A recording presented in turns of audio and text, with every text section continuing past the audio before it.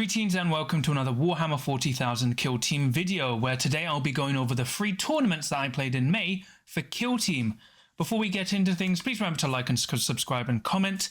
Let me know what you thought of the video and each tournament I went to, where you found of the rules they had and all of that, and just any general thoughts. And as well, I've got a Discord you can check down in the episode description below, as well as a Patreon if you want to give me some more support. But yeah, for today's video, I'm going over 3 tournaments I played in May. So the first tournament is one which had custom scenarios. So it was the core rules, but altered and improved in their way. But it had custom deployments and slight tweaks to missions using a MDF version of Octarius, basically. Then the second tournament I played in used player-placed terrain, but mostly just GW terrain. And then the last tournament I played in, which was Glass Half Dead's tournament, which had all heavy terrain. Well, it's Octarius, but everything was heavy.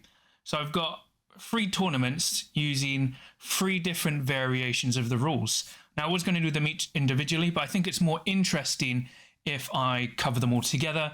But because I'm covering all them together, I'm going to do a very brief coverage of each game and more so focus on how each tournament was different, because I think that's the most unique thing, because they're very different to how tournaments have been played before, as well, especially compared to previous Warhammer World tournaments. So they're a nice different from the norm, and I think I'll be able to analyze them all very well. But yeah, for the May tournaments, so the first one I played in May was the London Wargaming Guild tournament in, Rogues Quarter.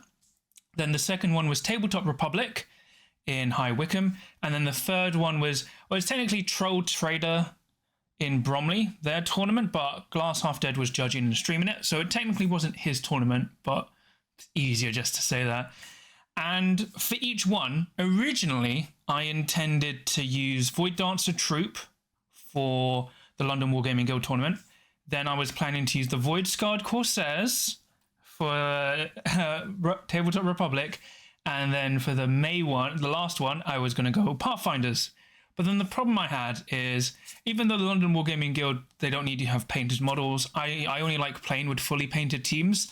So I didn't get anything painted in time. So, I mean, I have 10 Void Scarred Corsairs painted, but I'm painting up another 7 to have a full roster, and I couldn't get them fully painted, so I was like, okay, can't run them. And then I had my Void Dancer Troop, all undercoated. They had base coats, but weren't based. So I was like, I can't run them. I don't feel it's good if someone like me just runs like unfinished teams. I think it's much better if I run fully painted teams, because I'll enjoy it more, and my opponent will know I'm not just there to play to win. I'm also there because, I'm taking part in the hobby. I think it reflects better on myself as well. It just looks like, I'm enjoying the hobby as well. So I ended up using Pathfinders for all 3. So that wasn't my original intention.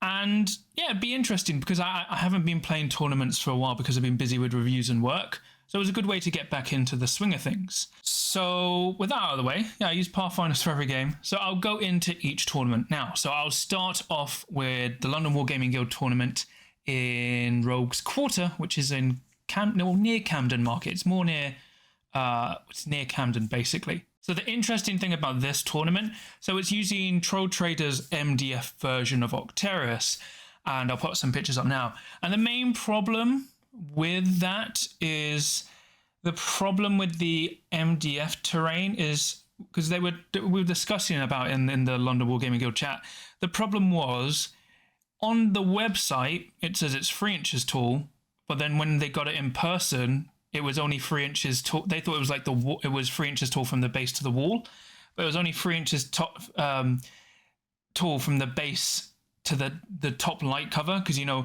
Octarius terrain is 3 inches tall, and then it has like an inch tall light cover you can hide behind. It was just 3 inches tall, so it was technically 2 inches tall to climb. But they clarified in advance, so like, yeah, they're not going to have it 1 white to climb. It's like 2.1 inch tall, so they're going to count it as 2 white to climb, which is really good, because I was worried it was going to be 1 white. But the weird thing about this tabletop, the Troll Trader terrain is, it does look nice. It's just quite smaller compared to the normal Octarius. and it has odd dimensions because it is MDF.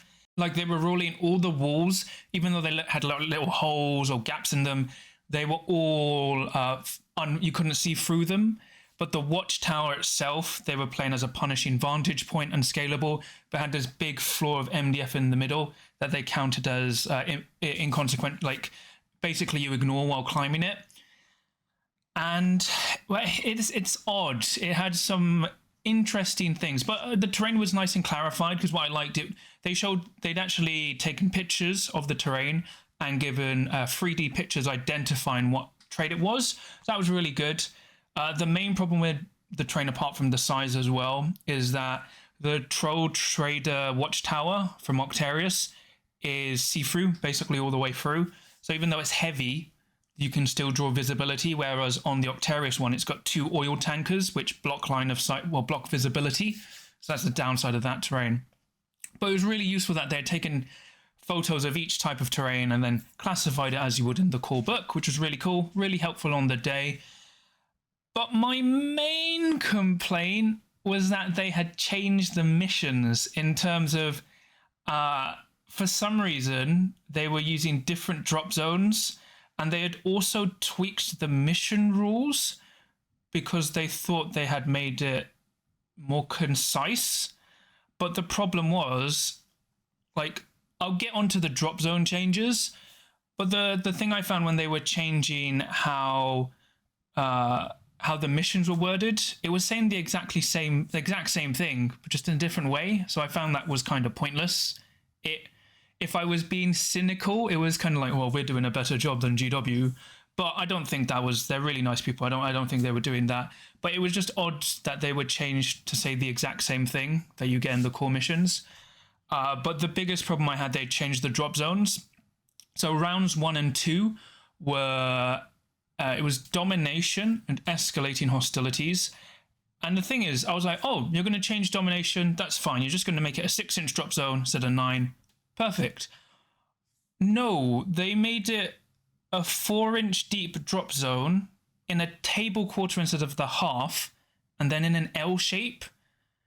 And I was like, okay, that's very weird. And it's quite restrictive in terms of where you can put stuff, because when you make a table quarter a drop zone, it's usually in like a right angle. It's like a diagonal drop zone. But with that L shape, it was very limiting for large teams to fully deploy behind safely. And the worst thing I found, all the terrain maps for the L-shaped drop zones were really hard to actually be safe in, because yeah, there was some heavy terrain protecting you, but most of it was really open because none of the terrain was matching, like hardly any of the terrain was matching the L-shaped drop zone, and it was actually more obstructing how you would deploy. So you found, like, unless you bunched everyone behind the heavy terrain, you could only leave people in the open and stuff. So if you were playing like a 6 or 8-man team, you were pretty safe.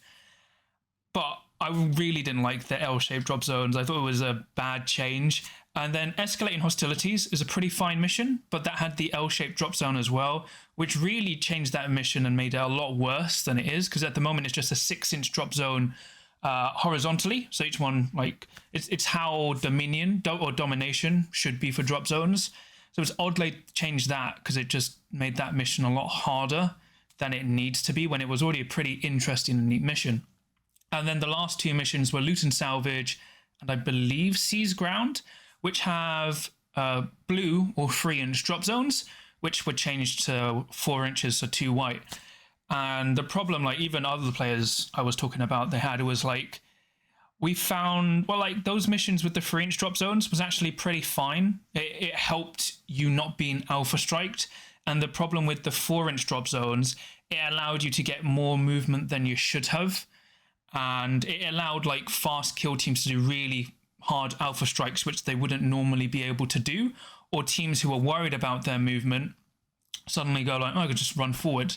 And it doesn't sound like much that an inch extra would change that much on paper, but when you're playing it and seeing it for real, it did change it. And the players I played against and a lot of people I chatted with weren't really a fan of that. But for that tournament, I played High Fleet first, and just lost. I was playing a good player called Bart. Then I'll show pictures as I play. Then the second round, I played against a Hunter Clade player, which I won quite well on escalating hostilities. Then I played against Pablo on with his Void Scarred Corsairs on, I believe it was Seized Ground, which I managed to win, but it was a super bloody game because effectively, by end of turning point 1, I'd killed 4 of his Corsairs and he had killed like four Pathfinders. So it was a super bloody game. He was like wiped out by the end of turning point 2, and I only had like a few Pathfinders left. It was really odd, but it was very fun. And then in the 4th game, I narrowly lost against Corsairs again, but this time in loot and salvage against a guy called Guy, who's a really good player as well. So overall, it was a really fun event. What I really liked was the judging on time, because they were doing 4 rounds at an hour and 45 minutes. So they had 15-minute gaps. So they said at the end of a round, they'll let you finish your last activation and then dice down, and then you have to stop, which I think is really good. It did affect me in round 1 because I was mid-move and then I didn't understand properly that. I thought it was... Because when you play in other games, usually they go like... what do you call it? It would be you finish your move, then the next opponent, or like, because when I'm playing CCGs, it's usually the turn limit would go on the player's current turn would be turn 0, if that makes sense, and you would have like a 5-minute max 3-turn expansion limit.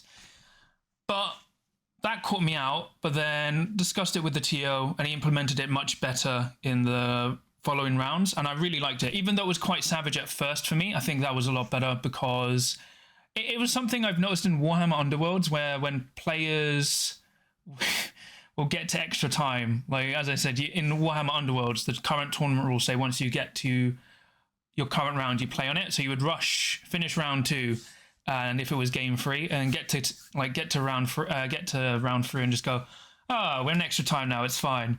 So because I was talking about it to Steve Wren from Warhammer World, because that's what he basically does. He had to go to the Underworld players now, so you have to stop, because otherwise you literally have people dragging the tournament far longer and delaying it more than it should be. But yeah, overall, it was a really well run event, and I liked how clear mostly everything was. I said the only thing I didn't like were the custom mission changes, but I heard it was just an experiment, and experimentations are fine. It's just I wasn't a fan of the drop zone changes. If the L-shape changes were better suited to drop zone protection, I think that would be fine. It's just, I don't know, I felt they were kind of the wrong changes. Like, yeah. And oddly, even though I used to hate 3-inch drop zones, I can see why they're only 3 inches deep, because 4 inches changes a lot, especially for teams who are already quite fast, because it basically allows them a turning point 1 strike into a drop zone, especially if they use a dash or have a pre-game dash via a stratagem. But overall, it's a really well run event with a lot of good players. And yeah, it's always recommend a London Wargaming Guild event. It's always pretty fun. Then the second event was at Tabletop Republic. So I'd previously won here with Pathfinders, and I was trying to get my Void Scarred Corsairs done in time. But I was kind of like, I need practice with the Pathfinders, and I don't have time during the week to get my kill team finished painting, so I went Pathfinders. And the interesting thing about this tournament, it was 2-hour rounds and 3 rounds, whereas the last tournament I had, I think, was like 20 players. This tournament was 14 or 16, 14 or something like that. But it was all player-placed terrain. So we had a pool of Octarius terrain, and like each board had an allocated amount of terrain, and you would basically have that extra 15 minutes to decide how terrain is placed. You were also allowed to categorize the terrain yourself, as long as you're with your opponent, as long as you both agree. And it was interesting. I was actually talking to Glass Half Dead about player-placed terrain, and like we were thinking it can work, but the main problem with player-placed terrain is it needs a lot of rules to work, because the problem is, if you know how to abuse terrain placement and your opponent doesn't, you can screw them over with player-placed terrain. So it was very open, And while I get why they did player place terrain, because terrain maps are not easy for TOs, and you know, especially when you have more players than you would expect, which is really good, you can't really have the same board being exact. And I actually think personally that at the moment players are too obsessed with having drops deployment maps before the tournament and identical boards across a tournament. I do like variations because I think it tests the player better if you can adapt instead of just planning everything. But yeah, I wasn't a fan of the player place terrain. I went up with Charles, and then we played it like round one. I played against Vet Guard. What I did, because it was basically a Chow Nath board, I made sure there were 2 heavy punishing vantage points. As I like to play Chow Nath, I placed punishing vantage points open towards the drop zone. So I put one on the drop zone, like I've put pictures up as well. So I put one in the drop zone, one opposite not, and the other one in the drop zone to mess up a vantage. And then, yeah, basically it was Chow Nath with like a few scramble pieces. That was fine. You know, the guy I played him before. He was using Warp Coven, really good player. He was using really nice Vostrian converted Vet Guard. Managed to win that with the Pathfinders. But the player place terrain was fine there because we basically just kind of did the same thing. And we had a lot of terrain on each table, which was good. Then the second round, I played against Wormblade.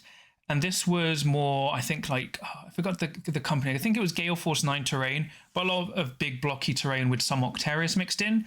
Once again, we were playing Consecration.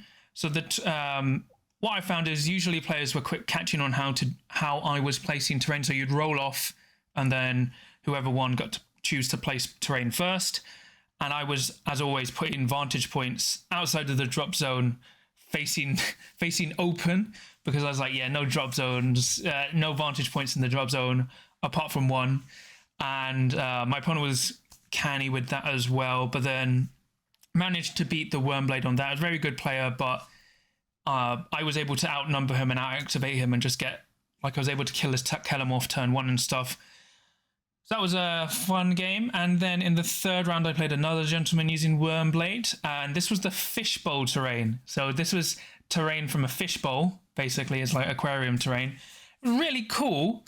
The only problem was because it was on big bases, a bit clunky, and as you can see, we had it was domination, so I can't escape domination. I couldn't escape master the terminals. Now it's domination, but we had a drop zone. We had a vantage point each drop zone because there was no space not to put it in. There was tons of heavy everywhere. So that game was interesting because I misjudged my leader being safe, because I thought moving out my leader to be within black of terrain would be fine to marker light someone. But then I missed that actually, when I thought I was safe top down, when I went actually more to the eye level, I was actually standing in the open next to my leader, but then the Kelemorph shot me twice and killed me at range, rolling like crit, crit, crit, hit, crit, crit, crit, hit. So that game was a draw, really tight. Basically managed to save it from a loss to a draw, but only drew because I managed, like, if my leader hadn't have died, I would have been able to win, because without that free dash, really sets you back with the Pathfinders. But it was an interesting game. Properly learned the power of the Wormblade, but that terrain was rough. Just because it's odd playing on. I like aquarium terrain, I really do, but it was just, that was the only blip thing. I learned after that mistake to look more down at the base level, but it's just the weird factor with that terrain. But overall for that tournament, because what was it? In London Wargaming Guild, the previous tournament, I think I came 14th I came like 12th out of 20. And then with 2 wins, 2 losses. And then for this tournament, we actually knocked each out because we drew in the final with me and the Wormblade player. We were actually the highest 2 players. So we ended up drawing, and because of that, I came second because I had scored more secondaries overall, whereas my Wormblade opponent came third. And it was on my Death Guard, who was very shocked because basically he'd beaten Charles, but because all tournament, this guy had the best disgusting resilient rolls ever. He was so shocked that he won, but he was a great guy. But overall, yeah, that Tabletop Republic tournament was really good. The only problem with player placed terrain was that no one was abusing it, which was really good. But without clear and concise rules, player placed terrain is very abusable. But I was speaking to Charlie because Charles was there, and even when he was playing, a lot of his opponents were like, the board's pre-set up as how it is. You happy with just leaving it how it is? And his opponent went, yep, and they just played on it. So some people didn't even replace the terrain. So overall, I think Tabletop Republic's really good as well. So came second this time instead of first. But it was really good, really fun place. The only thing is, I think it would be better if they just placed terrain by the TO themselves instead of player placed. Just because, as I said, player placed terrain really needs a lot of rules. I think that's why it was removed from Nova, because if I wanted to be cruel, I would have made like all the terrain in the drop zones. And then you could say, well, because you place the terrain, then you roll off for which side you want. Because I would go as Pathfinders, I'll take the board with either if I get to pick, I could pick the board that's been placed, the side of the board that's been placed nicely, or I could pick the side where I can castle up depending on the mission. Because even if I get the bad one, you can't come towards me because it's all in the open. So that's the thing. But player placed terrain is a very complex subject.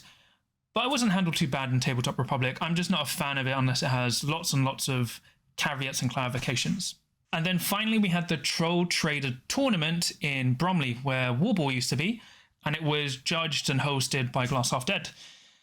So once again, they were using the Troll Trader Octarius terrain, all fully painted. They had 36 players, I think, or like 18 tables, all fully painted. It was great. The only problem with that tournament was all the terrain was heavy. And what I mean was all the light terrain on the board was heavy. And they had light walls that were now heavy and traversable. So it's like the thing about heavy terrain, in my opinion, it should never be traversable. Because the key thing about heavy terrain, it's obscuring, it makes you very safe for concealed. But the downside should be that you can't traverse over it. That's why, as you can see with all the GW terrain rules that they've put out, heavy is never traversable. It's always light. Light is traversable because it's supposed to be light enough for you to jump over and run, whereas heavy is supposed to be really thick and obscuring, so you can't just walk through it. And even though I'm playing Pathfinders, who have ways to negate heavy terrain, a lot of teams don't. And having only heavy, especially with heavy traversable, changes the game a lot. And it's interesting because, speaking like round one, it was fine. Then round two, Glass was like, because I was on the stream table, was like, jokingly said like, the terrain's heavy to hurt your Pathfinders. Like, it's fine, everyone hates Pathfinder, it's fine. Then round three, playing on top table, said it again, and then said it again in round four. And then, because I think there were some playtesters there as well, because Glass didn't do the terrain maps. I think it was done by playtesters or something like that, but they were testing all heavy. Because I was speaking to people who play Tabletop Simulator, and they were saying the same thing as well. There's been an odd trend of people trialing all heavy boards to kind of deter shooting. But the thing is, it really warps the game. So round one, I was playing Death Guard. No issue. I was like, unfortunately, just shot the Death Guard guy apart. Couldn't make an armor save for his life, but he did nice, disgusting, resilient rolls. The problem is when you take 21 damage and you have 12 wounds, disgusting resilience can't really save you against that. Then round two, I played a guy called David or Isaac, whatever he likes to be called, with Vet Guard, which was streamed. Not Vet Guard, Scions, which I managed to win. Partially, because if you remember in the first tournament, I mentioned about the Octarius tower not being see-through on the MDF version. So basically, I mark-lighted all his team and goes, because I was like, I can see into your drop zone, and mark-light. So yeah, that was rough for him. Then round three, I played Void Dancer Troop, and then just mark-lighted them and killed them all. Only scored like 3 on the, SAC Ops, but we were playing Escalating Hostilities, so I just literally was like mark-light. Everyone had a minimum of 3 mark-lights every time I shot at them. So I was just blowing up Void Dancers left and right, running within red, or waiting after they charge and shot. And then finally, I was playing against Charles. So as you may have, like, I'll bring up in the terrain maps as well. So the main problem with them, I'll bring up when we summarize, but the thing is, this all being heavy, in every board, one vantage point, it was all asymmetrical, but one drop zone was massively better than the other, which previously the people running the event had disagreed with. And then when we played the event, and like me and Charles were like, no, this is why that drop zone is better, because oddly we were losing the roll off every round and getting given the drop zone we wanted and showing why these drop zones were broken. Because they all did like light terrain in the corner, which is pointless. But anyway, so Charles got the drop zone he wanted, because we basically were like, whoever wins the roll off probably wins this. And he picked a side where he had clear view of 2/3 of the drop zone, and it was a vantage point with all heavy. So as you know, with Pathfinders, they can't flip someone to engage from conceal if you're behind heavy cover.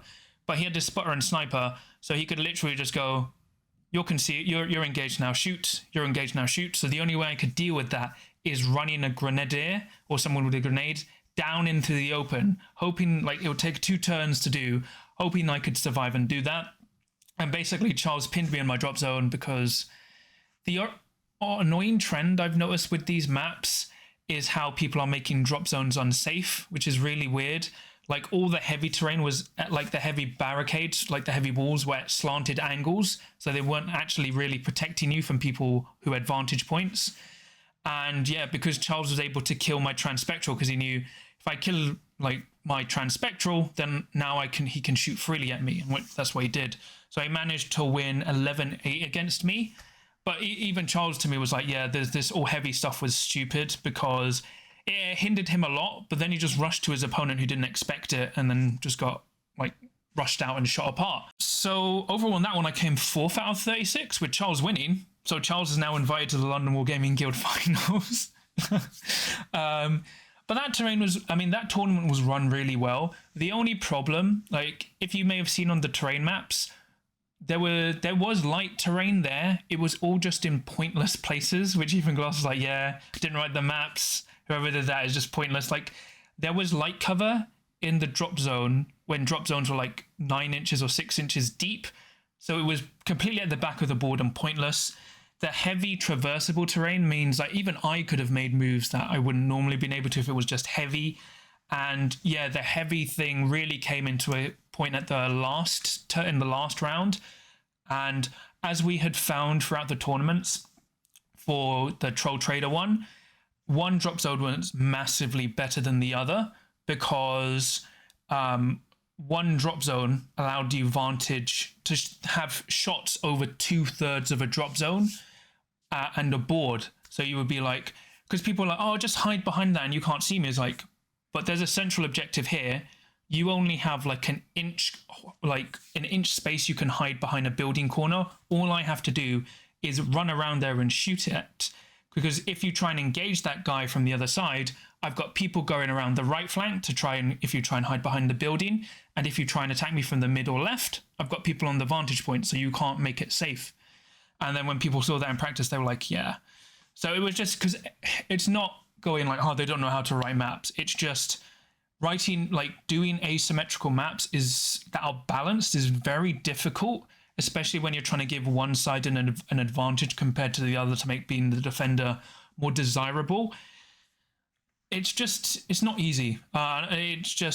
It's really tough.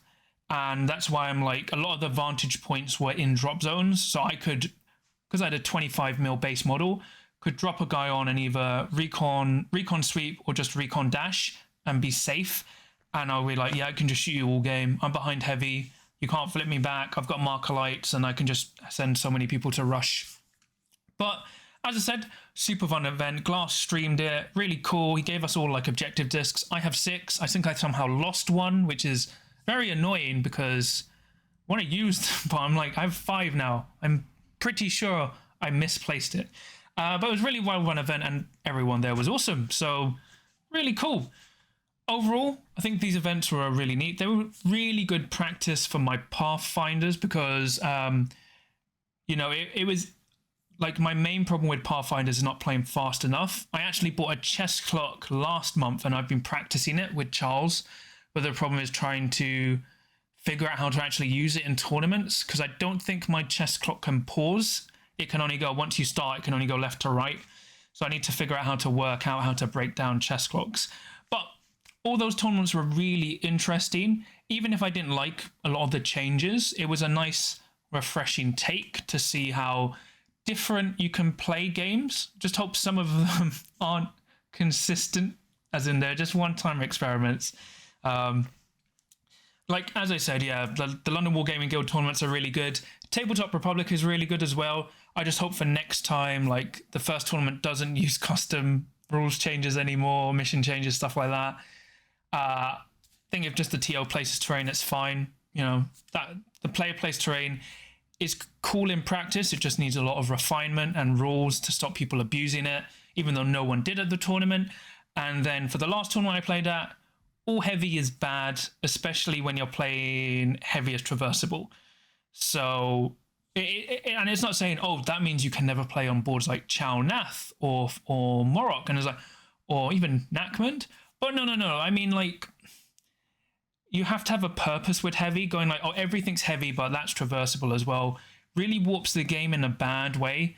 And as I said, a lot of teams have ways to play around it, but it changes the game to be like, terrain isn't the stopgap. I think it just warps the game a lot, because especially when people don't realize how well obscuring works, stuff like when teams can abuse obscuring, it makes heavy terrain that much worse to play against. As I said, the main problem my opponents had as well, normally against Octarius, they wouldn't have been able to shoot. They would have been able to shoot me, but because I was like, I'm actually 2 inches from I'm like more than white from obscuring. Is that, but why are you shooting at me? Oh, because you have 4 marker lights, or I have my transspectral interference. So actually can shoot you back and you can't do anything. And they were like, oh yeah. And there's so much you can just see. And it's like, yep.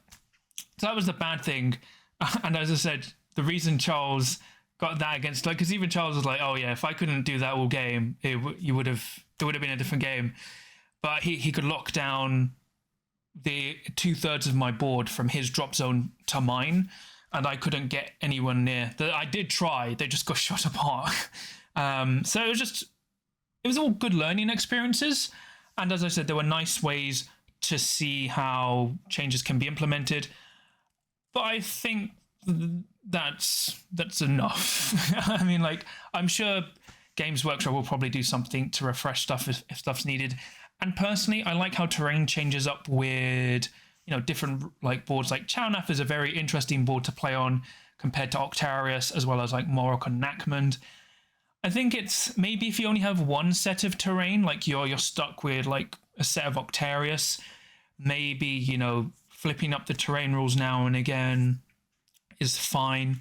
But it's like, I know it's terrain's a really difficult thing, because a lot of players aren't lucky to be able to switch up between multiple sets of terrain like Warhammer World can, or, you know, can investing in terrain is very difficult. So yeah, I can understand where that comes from.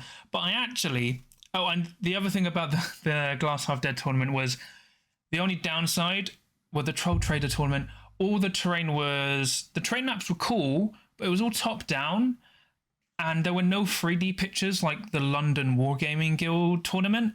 So we actually found it quite difficult to classify terrain, because we were like, a lot of this terrain is multi-storied. So how does it work when it's not in a, because you're describing a 3D model but in a 2D plane. But that was the only that was the only minor gribble.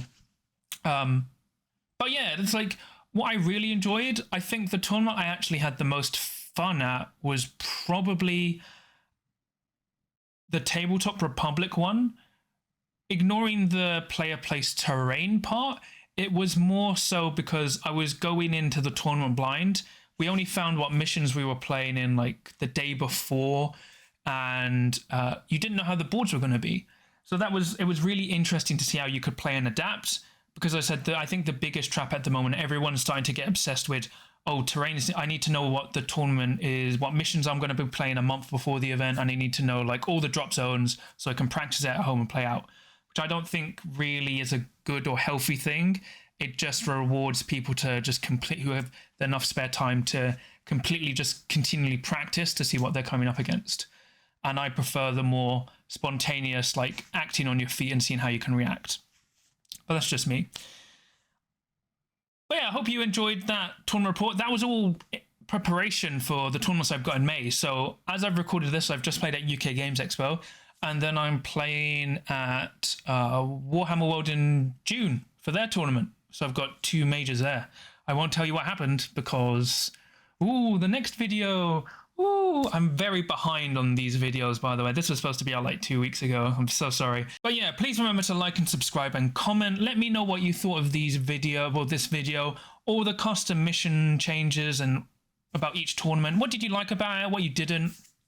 Are you a fan of these changes, or do you think more tournaments should be like player place terrain or only heavy?